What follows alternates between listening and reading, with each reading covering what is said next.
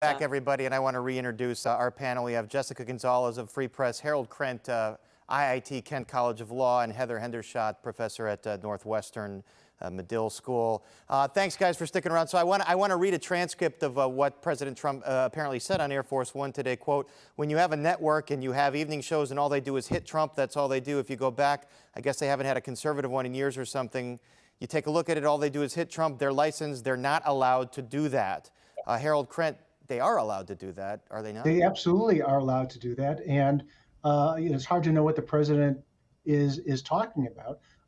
What's not allowed is for the government to condition a license on expressing a particular viewpoint, and that would be just a classic violation of the First Amendment.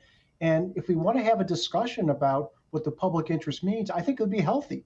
Let's have some kind of open comments and proposals about what should go on these channels, what kind of fairness there should be, should two sides be represented, should it be local control, all those kinds of issues, and that would be a healthy discussion. But the ranting of the president, just making this sort of political comments, I think does not advance free speech, does not advance good journalism, et cetera, et cetera. And Jessica Gonzalez, there's more sort of a business background here. You not only have Nexstar, you have another company called Sinclair. We should mention Sinclair and Nexstar executives have been very close allies of President Trump.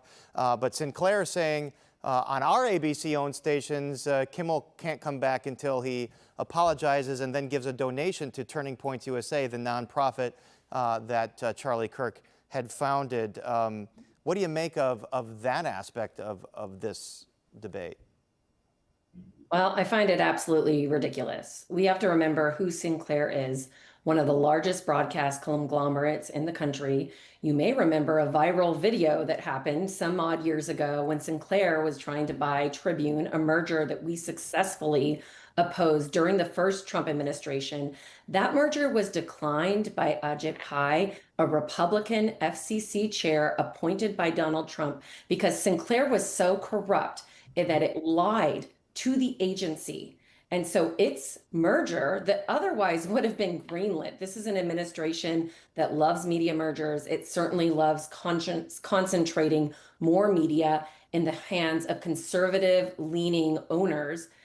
But even Sinclair was so corrupt that it lied to the agency and it did not have its merger go through. These are bad actors. The viral video that happened showed how Sinclair's national headquarters in Baltimore, Maryland, pushed out to dozens and dozens of its affiliate stations the same content, forced them to run it.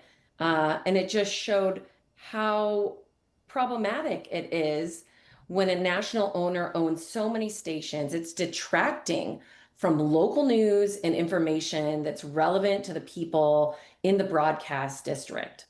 That's why we have limits on how many stations one entity can own across the country, because we as a country have decided it's good policy to have local news and information and not a bunch of garbage piped in from a national headquarters. Professor Hendershot, is that where this is all going? You know, a giant consolidation of local television stations. I think that Nexstar's deal, it would give them far more than 50% of the country. If this deal is approved and those limits are rolled back. Companies like Sinclair, are we going to consolidation? And do we risk here, because again, Nexstar, they've been close with President Trump, do we risk politically biased organizations, you know, that have a lot of power here?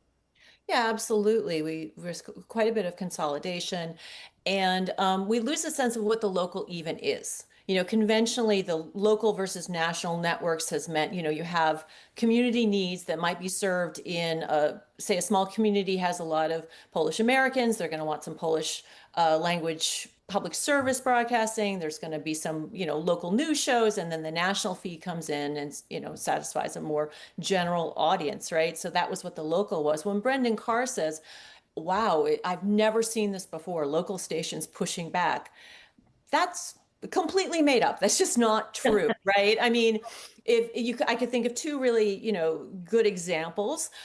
When Maude, the famous Norman Lear sitcom, when that character chose to have an abortion, a lot of affiliates chose not to show that episode, and CBS they were like, okay, that's your right. We'll show it in the markets that want to see it, and if locals want to say no, that's fine.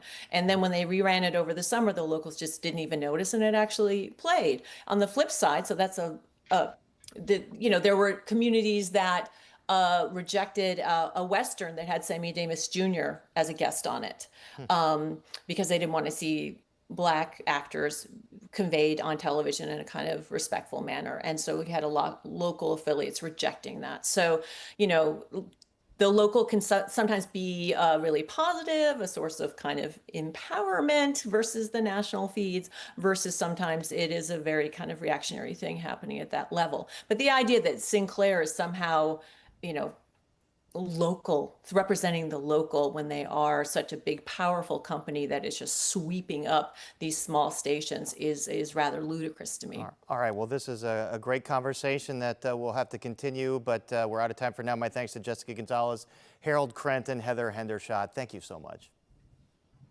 Thanks. Thank you. And when we come back, some wise words from the great Buddy Guy right after this.